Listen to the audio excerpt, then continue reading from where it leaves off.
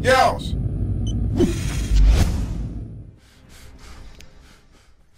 Hey YouTube, and Yeousch.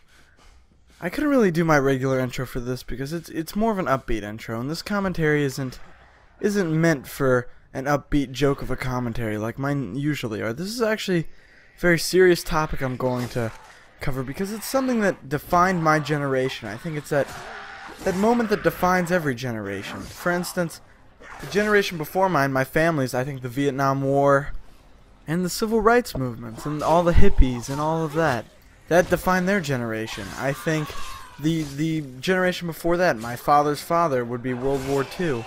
He served in World War II, and it's, you know, each generation has something that defines it. And for now, 9/11 will be what defined my generation.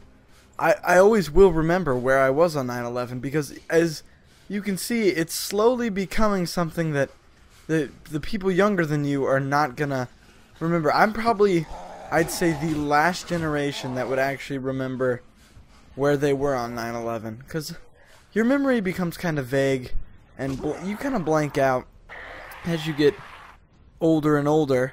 And you know, when you're younger, I mean, you don't remember that stuff. At least I don't.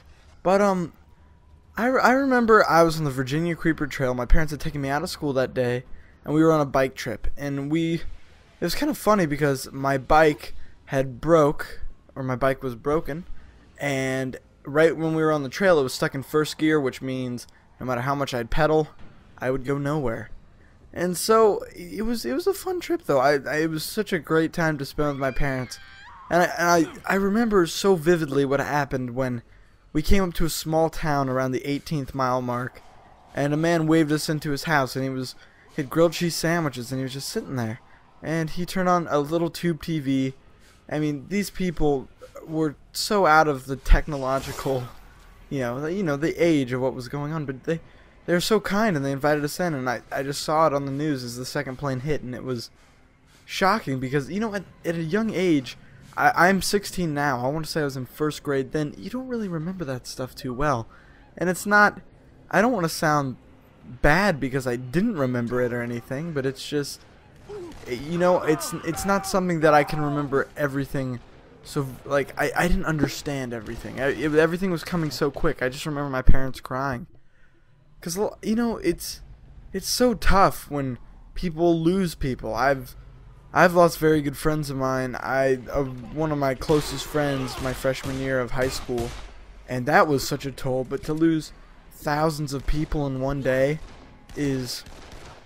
it must be astronomical in a way. It's just unbelievable, like such a huge number. I don't know how you could wrap your mind around it, and it's unbelievable because it was on our own soil, and this was probably the first attack to actually be on the real American mainland soil. Because I'm not saying Hawaii is not a real place, but Pearl Harbor was across the ocean from us. It was not. I mean, New York City is the heart of America.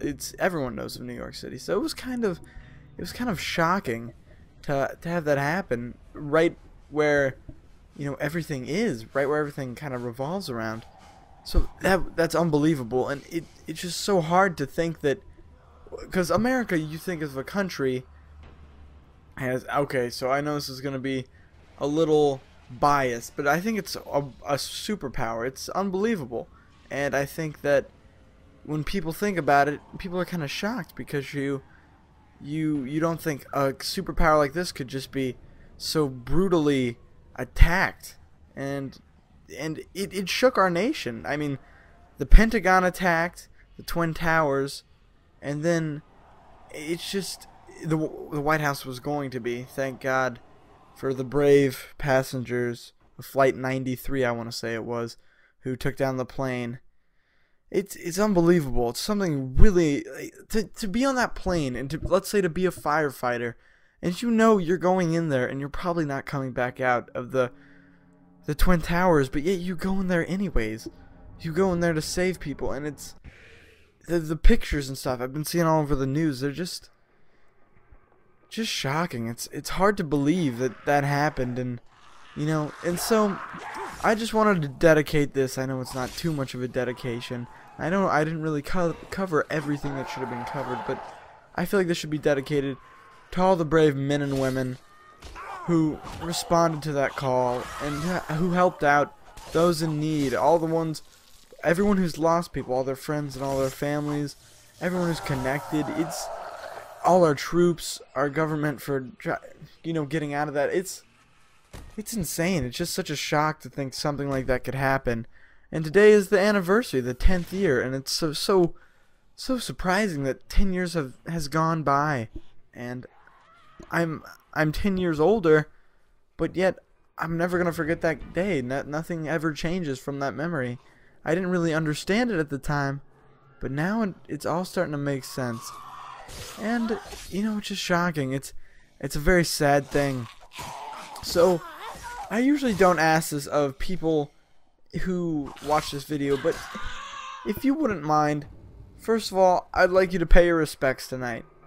Even if you're not religious, just say a prayer for all of those who lost people and all those who serve and all those who did the best they could that day and who were affected. And also, if you wouldn't mind, if you'd like to, I should say, you just comment in the section below. I'd like to get everyone's opinions on what happened. I know if you're from another country, this may not have affected you as much as it affected people who are American, but it still is such a big deal. Anyhow, everyone, I want to thank you for listening. I'm sorry this isn't my usual me, but I think it really needed to be talked about and covered.